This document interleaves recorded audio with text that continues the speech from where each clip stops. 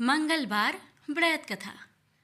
व्यास जी ने कहा, एक बार नैमिषारण्य तीर्थ में 80,000 मुनि एकत्र होकर पुराणों के ज्ञाता श्री सूत जी से पूछने लगे, हे महामुने, आपने हमें अनेक पुराणों की कथाएं सुनाई हैं।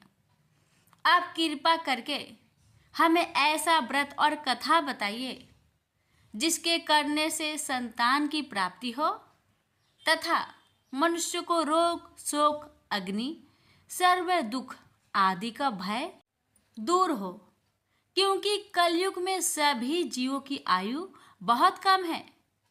फिर इस पर उन्हें रोग चिंता के कष्ट लगे रहेंगे तो फिर वह श्री हरि के चरणों में अपना ध्यान कैसे लगा सकेंगे।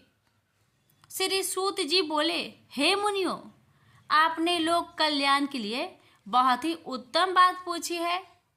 एक बार युधिष्ठिर ने भगवान श्री कृष्ण से लोक कल्याण के लिए यही प्रश्न किया था। भगवान श्री कृष्ण और युधिष्ठिर का संवाद तुम्हारे सामने कहता हूँ, ध्यान देकर सुनो। एक समय पांडवों की सभा में श्री कृष्ण जी बैठे हुए थे। तब युधिष्ठिर ने भगवान श्री कृष्ण से प्रश्न किया, हे प्रभु नंद नंदन गोविंद, आपने मेरे लिए अनेकों कथाएं सुनाई हैं। आज आप कृपा करके ऐसा व्रत या कथा सुनाइए जिसके करने से मनुष्य को रोग चिंता का भय समाप्त हो और उसको पुत्र की प्राप्ति हो। हे प्रभु, बिना पुत्र के जीवन व्यर्थ है। पुत्र के बिना मनुष्य नरकगामी होता है। पुत्र के बिना मनुष्य पितृ ऋण से छुटकारा नहीं पा सकता और ना ही उसका पुण्यक नामक नरक से उद्धार हो सकता है। अतः पुत्रदायक व्रत बतलाइए। श्री कृष्ण भगवान बोले, हे राजन, मैं एक प्राचीन इतिहास सुनाता हूँ, आप उसे ध्यान पूर्वक सुनो। कुंडलपुर नामक एक नगर था। उसमें नंदा नामक एक ब्राह्मण रहता था। भगवान की कृपा से उसके पास सब कुछ था, फिर भी वह दुखी था। उसका कारण यह था कि ब्राह्मण की स्त्री सुनंदा की कोई संतान न थे। सुनंदा पतिव्रता थी, भक्ति पूर्वक श्री हनुमान जी की आराधना करती थी। मंगलवार के दिन व्रत करके अंत में भोजन बनाकर हनुमान जी का भोग लगाने के बाद स्वयं भोजन करती थी। एक बार मंगलवार के दिन ब्राह्मणी गृह कार्य की अधिकता के कारण हनुमान जी को भोग ना लगा सकी, तो इस पर उसे बहुत दुख हुआ।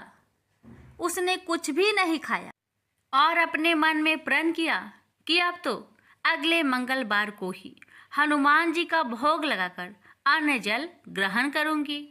ब्राह्मणी सुनंदा प्रतिदिन भोजन बनाती, श्रद्धापूर्वक पति को खिलाती, परंतु स्वयं भोजन नहीं करती और मन ही मन श्री हनुमान जी की आराधना करती। इसी प्रकार 6 दिन गुजर गए और ब्राह्मणी सुनंदा अपने निश्चय के अनुसार भूखी प्यासी निराहार रही। अगले मंगलवार को ब्राह्मणी सुनंदा प्रातः काल ही बेहोश होकर गिर पड़ी। ब्राह्मणी सुनंदा की इस असीम भक्ति के प्रभाव से श्री हनुमान जी बहुत प्रसन्न हुए और प्रकट होकर बोले, सुनंदा, मैं तेरी भक्ति से बहुत प्रसन्न हूँ, तू उठ और वर मांग। सुनंदा अपने आराध्य देव श्री हनुमान जी को देखकर आनंद की अधिकता से विह्वल हो श्री हनुमान जी के चरणों में गिरकर बोली, हे प्रभु, मेरे कोई संतान नहीं है, कृपा करके मुझे संतान प्राप्ति का आशीर्वाद दे, आपकी अति कृपा होगी। श्री महावीर जी बोले, तेरी इच्छा पूर्ण होगी, तेरे एक कन्या पैदा होगी, उसके अष्टांग प्रतिदिन सोना दिया करेंगे। इस प्रकार कहकर श्री महावीर जी अंतर्ध्यान हो गए। ब्राह्मणी सुनंदा बहुत हर्षित हुई और सभी समाचार अपने पति से कहा। ब्राह्मण देव कन्या का वरदान सुनकर कुछ दुखी हुआ, परंतु सोना मिलने की बात सुनी तो बहुत प्रसन्न हुआ। विचार किया कि ऐसी कन्या के साथ मेरी निर्धनता भी समाप्त हो जाएगी। श्री हनुमान जी की कृपा से वह ब्राह्मणी गर्भवती हुई और 10वें महीने में उसे बहुत ही सुंदर पुत्री प्राप्त हुई। यह बच्ची अपने पिता के घर में ठीक उसी तरह बढ़ने लगी जिस प्रकार शुक्ला पक्ष की चंद्रमा बढ़ता है। 10वें दिन ब्राह्मण ने उस बालिका का नामकरण संस्कार कराया। उसके कुल पुरोहित ने उस बालिका का नाम रत्नावली रखा, क्योंकि यह कन्या सोना प्रदान किया करती थी। इस कन्या ने पूर्व जन्म में बड़े ही विधान से मंगल देव का व्रत किया था। रत्नावली का अष्टांग बहुत सा सोना देता था। उस सोने से नंदा ब्राह्मण बहुत ही धनवान हो गया। अब ब्राह्मणी भी बहुत अभिमानी करने लगी। समय बीतता रहा। अब रत्नावली 10 वर्ष की हो चुकी। एक दिन जब नंदा ब्राह्मण प्रसन्नचित्त था, तब सुनंदा ने अपने पति से कहा, मेरी पुत्री रत्नावली विवाह की योग हो गई है, अतः आप कोई सुंदर तथा योग वर देकर इसका विवाह कर दे। यह सुन ब्राह्मण बोला, अभी तो रत्नावली बहुत छोटी है। तब ब्राह्मणी बोली, शास्त्रों की आज्ञा है कि कन्या 8वें वर्ष में गौरी, 9 वर्ष में रोहिणी, 10वें वर्ष में कन्या, इसके पश्चात रजवाला हो जाती है। गौरी के दान से पाताल लोक की प्राप्ति होती है। रोहिणी के दान से वैकुंठ लोक की प्राप्ति होती है। कन्या के दान से इंद्रलोक में सुखों की प्राप्ति होती है। अगर हे पतिदेव रजवाला का दान किया जाता है तो घोर नरक की प्राप्ति होती है। इस पर ब्राह्मण बोला, अभी तो रत्नावली मात्र 10 ही वर्ष की है और मैंने तो 16-16 साल की कन्याओं का विवाह कराए हैं, अभी जल्दी क्या है। तब ब्राह्मणी सुनंदा बोली, आपको तो लोभ अधिक हो गया है। शास्त्रों में कहा गया है कि माता पिता और बड़ा भाई रजवाला कन्या को देखते हैं तो वह अवश्य नरकगामी होते हैं। तब ब्राह्मण बोला, अच्छी बात है, कल मैं अवश्य ही योग वर की तलाश में अपना दूत भेजूंगा। दूसरे दिन ब्राह्मण ने अपने दूत को बुलाया और आज्ञा दी कि जैसी सुंदर मेरी कन्या है वैसा ही सुंदर वर उसके लिए तलाश करो। दूत अपने स्वामी की आज्ञा पाकर निकल पड़ा। पंपई नगर में उसने एक सुंदर लड़के को देखा। यह बालक एक ब्राह्मण परिवार का बहुत गुणवान पुत्र था। इसका नाम सोमेश्वर था। दूत ने इस सुंदर व गुणवान ब्राह्मण पुत्र के बारे में अपने स्वामी को पूर्ण विवरण दिया। ब्राह्मण नंदा को भी सोमेश्वर अच्छा लगा और फिर शुभ मुहूर्त में विधि पूर्वक कन्यादान करके ब्राह्मण ब्राह्मणी संतुष्ट हुए। परंतु ब्राह्मण के मन तो लोभ समाया हुआ था। उसने कन्यादान तो कर दिया था, पर वह बहुत खिन्न भी था। उसने विचार किया कि रत्नावली तो अब चली जाएगी और मुझे इससे जो सोना मिलता था वह अब मिलेगा नहीं। मेरे पास जो धन था कुछ तो इसके विवाह में खर्च हो गया और जो शेष बचा है वह भी कुछ दिनों के पश्चात समाप्त हो जाएगा। मैंने तो इसका विवाह करके बहुत बड़ी भूल कर दी है।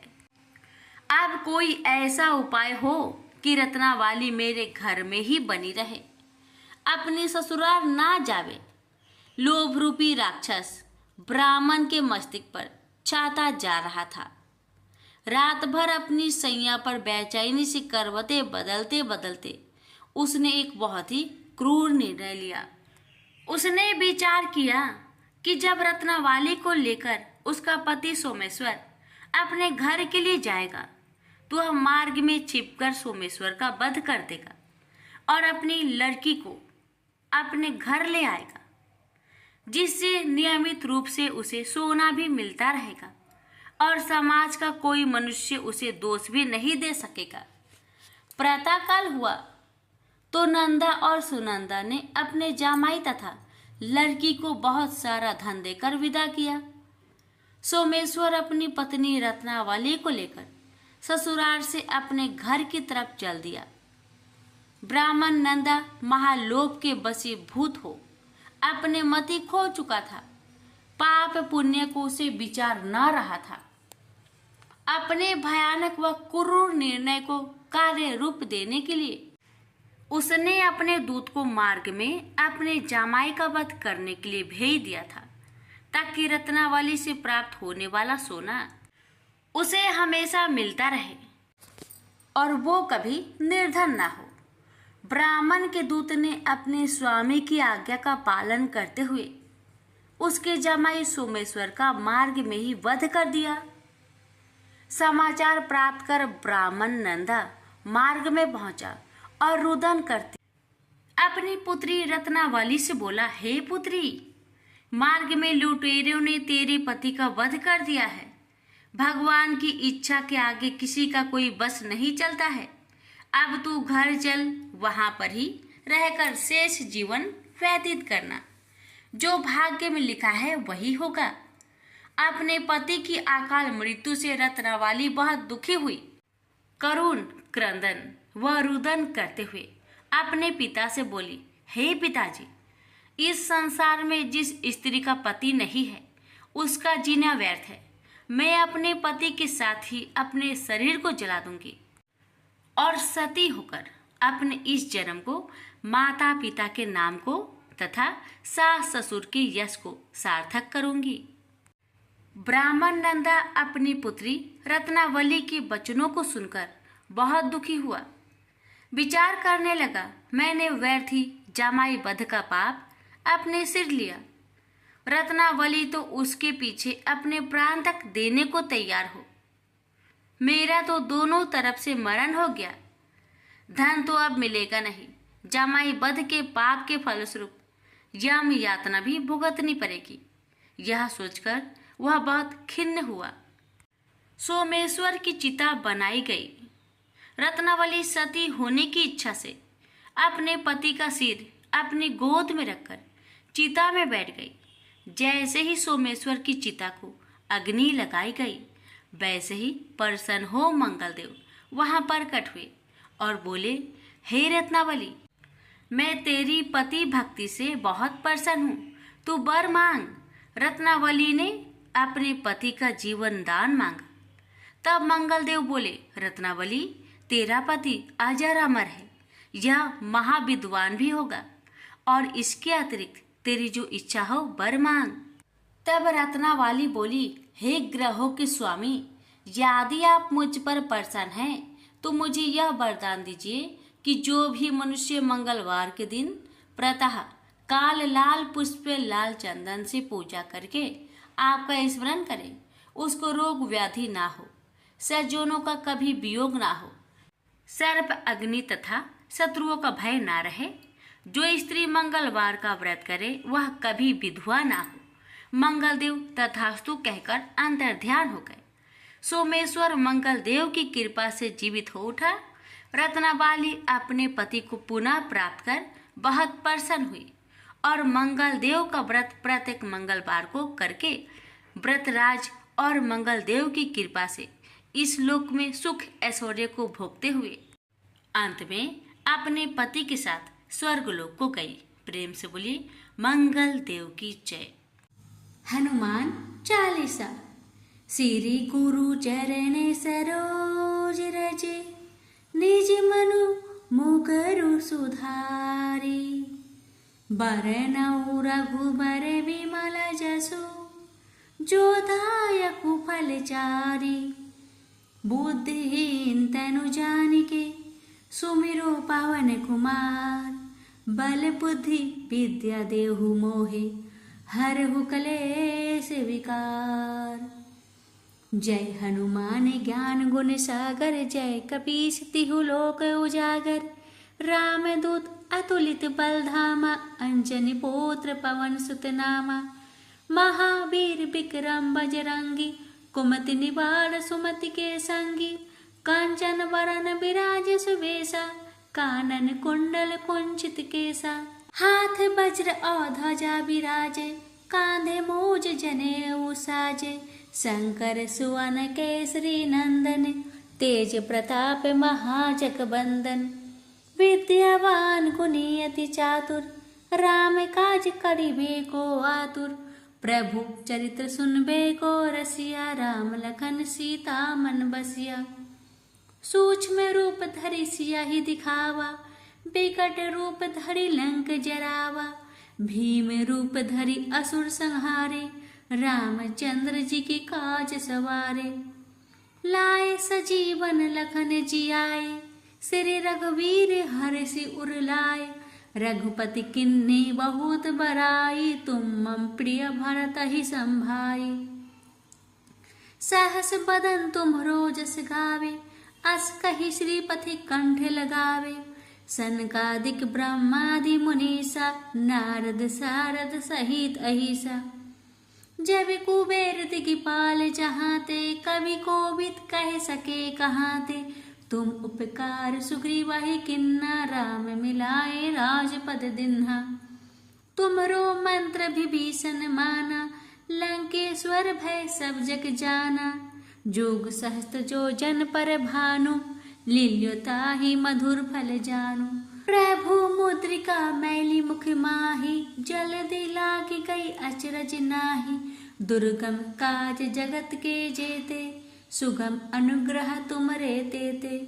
राम दुआरे तुम रखवारे, होत न आज्ञा बिनु पैसारे। सब सुख लाहे तुम्हारी सरना, तुम रक्षक काहू को डरना। आपन तेज सम्हारो आपे, तीनों लोक हाकते कापे। भूत पिचास निकट नहीं आवे, महावीर जब नाम सुनावे। नासे रोग हरे सब पीरा, जपत निरंतर हनुमत बीरा। संकट ते हनुमान छुड़ावे, मन क्रम वचन ध्यान जुलावे। सब पर राम तपस्वी राजा, तिनके काज सकल तुम साजा।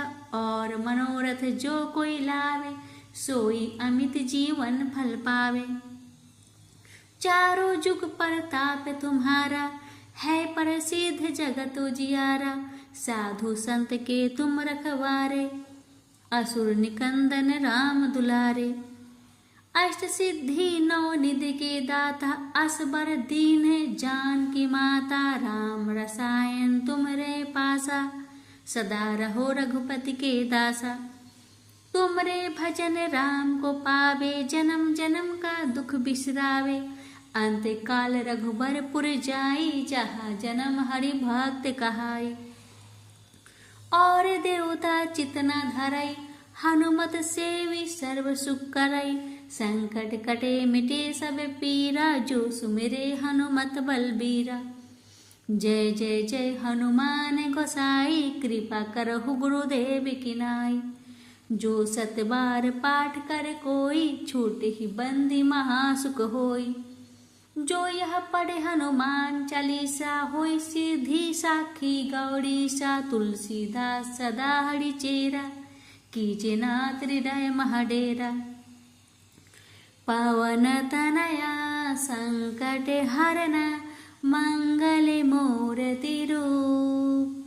राम लखन सीता सहित, हृदय बसहु सुरभूप। प्रेम से बोलिए पवन पुत्र हनुमान की जय। श्री मंगलवार की आरती। आरती की जय हनुमान लला की, दुष्ट दल ने रघुनाथ कला की। जाके बल से गिरिवर कांपे, रोग दोष जाके निकट न झाके। अंजनी पुत्र महाबलदाई, संतन के प्रभु सदा सहाय। देवीरा रघुनाथ पठाए, लंका जाड़ी सिया सुधिलाए। लंका सी कोट समुद्र सिखाए, जाते पावन सुत बार न लाए। लंका जाड़ी असुर सब मारे, राजा राम के काज सवारे। लक्ष्मण मूर्छित परे, धरनी पे आनी सजीवन प्राण उबारे। पैठी पाताल तोड़ी यमकारे, अहि रावण की भुजा उखारे। बाएं भुजा सब असुर संहारे, दाहिने भुजा सब संत उबारे। आरती करत सकल सुर नर नारी, जय जय जय हनुमान उचारी। कंचन थार कपूर की बाती, आरती करत अंजनी माई। जो हनुमान जी की आरती गावे, बसी बैकुंठ अमर फल पावे। लंका विध्वंस किशोर घुराई, तुलसीदास स्वामी कीर्ति गाई। आरती की जय हनुमान लला की, दुष्ट दलन रघुनाथ कला की। प्रेम से बोलिए पवन पुत्र हनुमान की जय।